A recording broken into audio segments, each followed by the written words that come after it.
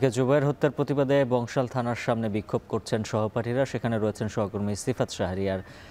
বিস্তারিত জানাতে যুক্ত হচ্ছি তার সঙ্গে। সিফাত, জানাবেন আর কাউকে পুলিশ হেফাজতে নেওয়া হয়েছে কিনা, আর কি বলছেন বিক্ষুব্ধ সহপাঠীরা?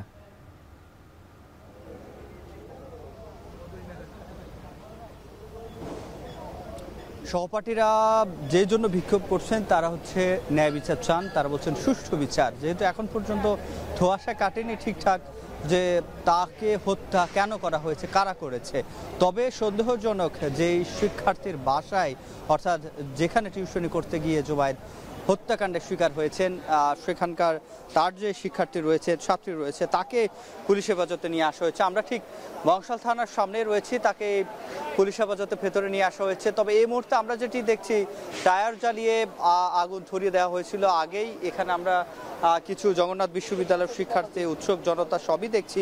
তবে বিক্ষোভ যে বড় বিক্ষোভ ছিল, অবস্থান কর্মসূচি ছিল, সেখানে আমরা যেটি দেখছি সেটি এই মুহূর্তে নেই। তবে অবস্থান কর্মসূচি যেটিকে বলে, অবস্থান করছেন এখন পর্যন্ত জগন্নাথ বিশ্ববিদ্যালয়ের শিক্ষার্থীরা। এবং ছাত্র দলের নেতা ছিলেন এই জুবায়ের, যাকে হত্যা করা হয়েছে, তিনি আহ্বায়ক কমিটির সদস্য ছিলেন।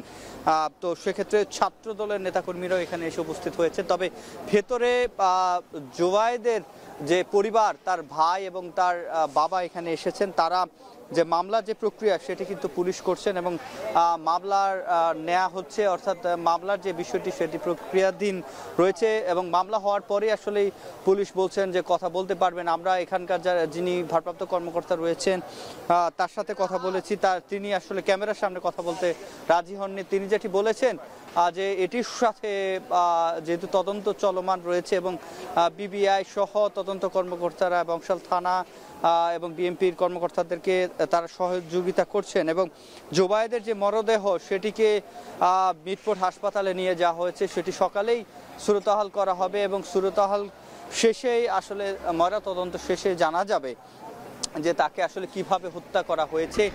এবং যেহেতু যে সিঁড়িতে ছোপ ছোপ রক্তের দাগ আসলে দেখতে পেয়েছে, তার সহপাঠী যারা শুরুতে গিয়েছিলেন, তারা যারা প্রথমকার সাক্ষী, তারা যেটি বলছেন যে প্রায় 1.5 থেকে 2 ঘন্টা কোনো মানুষই আসলে সেখানে খবর পাননি।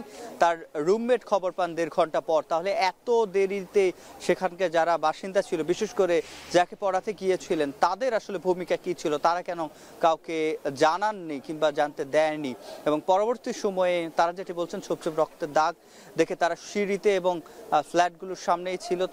তারা যেটি বলছেন যে তিনি ছুরিকাঘাতের পরও বাঁচার চেষ্টা করেছে, তবে সেটি শেষ রক্ষা হয়নি, সেখানে মৃত্যুবরণ করে। তো এই ছিল আমার কাছে উজ্জ্বল বংশাল থানার সামনে থেকে সবশেষ। সহপাঠী হত্যার প্রতিবাদে বংশাল থানার সামনে বিক্ষোভ করছেন জগন্নাথ বিশ্ববিদ্যালয়ের শিক্ষার্থীরা। এ বিষয়ে বিস্তারিত জানাচ্ছিলেন সহকর্মী সিফাত শাহরিয়ার।